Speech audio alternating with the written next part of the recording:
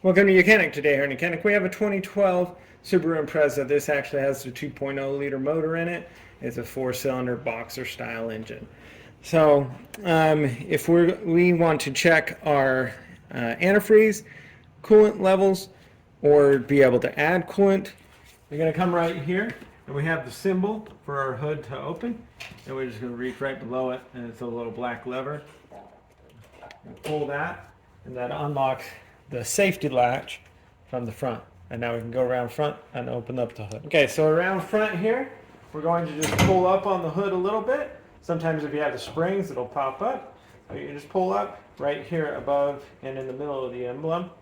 We're just going to pull this lever to the left as we're looking at it, and then be able to pop and raise up the hood.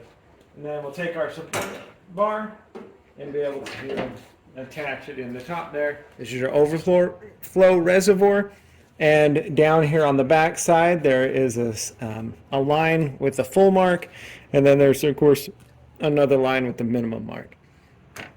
So this is where you would add in case of the overflow. When your engine needs a little bit more or expanding, it goes back and forth, right? Now if you drain the coolant for whatever reason, you did some other work on the engine and you need to add a lot more of it, this is where you would start and add it all in this cap. Also, you make sure that you do not open this cap while the engine is hot.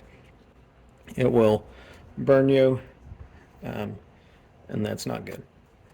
So just press down the cap a little bit, twist it to unlock, pull it open, be able to fill the coolant in here until it's full, and then make sure that that's within spec to be able to feed it if there's any more that needs to go in.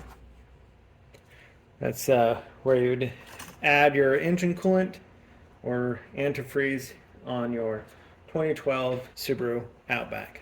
Thanks for watching YOUCANIC, where you can be the mechanic.